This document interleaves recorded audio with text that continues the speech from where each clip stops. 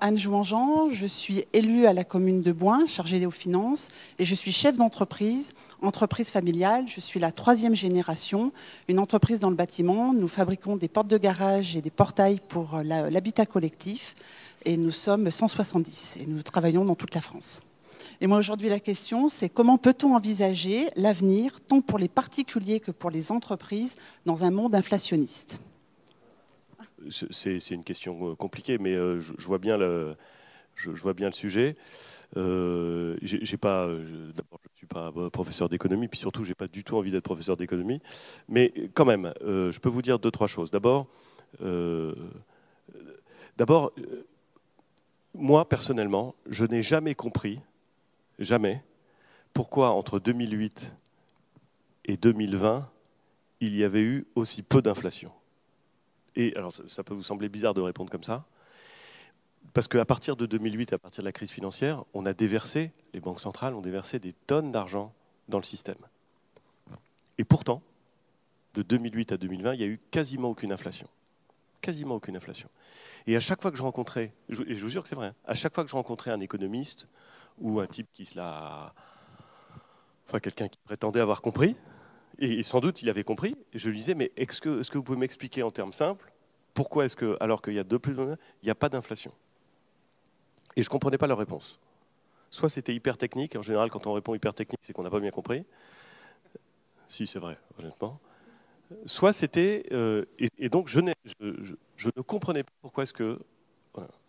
Ce que je constate, c'est que depuis 2020, alors là pour le coup, et notamment depuis 2021, on a une inflation qui repart. Ça y est, si j'ose dire, elle est là. Elle est là pour des causes assez diverses. On voit bien qu'il y a un sujet sur l'énergie, on voit bien qu'il y a la crise en Ukraine, on voit bien qu'il y a eu l'intensité de la reprise après le Covid qui fait qu'il y a eu une pression, un choc de demande avec une offre qui était quand même relativement contrainte et des désorganisations dans la circulation des marchandises à cause des ports fermés en Chine, des ports fermés en Europe. Alors moi je le vois parce que quand on parle d'inflation, je le vois au prix du transport maritime. Ah, mais c'est incroyable.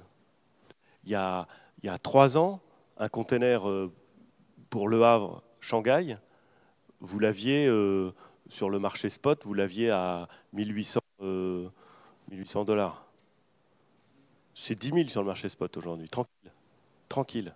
Donc vous imaginez franchement, si vous êtes armateur, c'est un beau métier. Hein. Les bateaux sont pleins et en plus, ils sont chers. C'est formidable. Bon. Donc tout ça, ça fait en effet une inflation qui est partie et qui est partie vite. Donc, ok, ça y est, maintenant on a de l'inflation.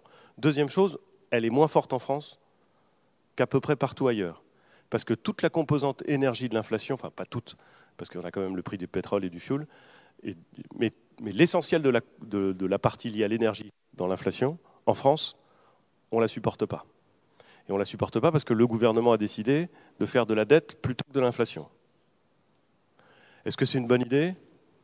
À court terme, je suis sûr que c'est une bonne idée. On verra à long terme. Mais à court terme, c'est une excellente idée. Parce que l'inflation en France, ça doit être de l'ordre de 4%. Si on n'avait pas pris cette mesure, ce serait de l'ordre de 8%. Et on verrait l'impact dans tous les domaines. Donc aujourd'hui, on sent le redémarrage de l'inflation, mais il faut être quand même conscient, il y a plein de gens qui ne s'en rendent pas compte, bien sûr, mais il faut être conscient qu'on le subit beaucoup moins en France qu'on ne le subit ailleurs. 3, il y a un sujet que vous devez sentir, vous, enfin en tout cas probablement vous, madame, dans votre entreprise, c'est la pression très forte sur les salaires. Parce qu'on est dans un système avec un taux de chômage qui est redevenu très bas. Alors il pourrait être plus bas, mais quand même, il a beaucoup baissé.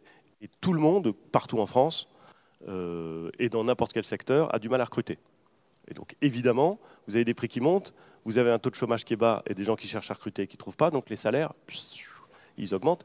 Et ils augmentent assez nettement. Je veux dire, les NAO de cette année, on sent qu'il y a une bonne pression. Je ne sais plus qui me racontait que dans son entreprise de transport, il avait fait des augmentations de 10-12% cette année.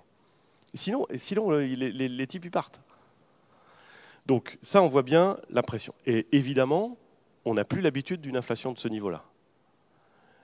Le grand risque, c'est quoi? Le grand risque, c'est qu'on ait une inflation qui reste élevée et une croissance nulle.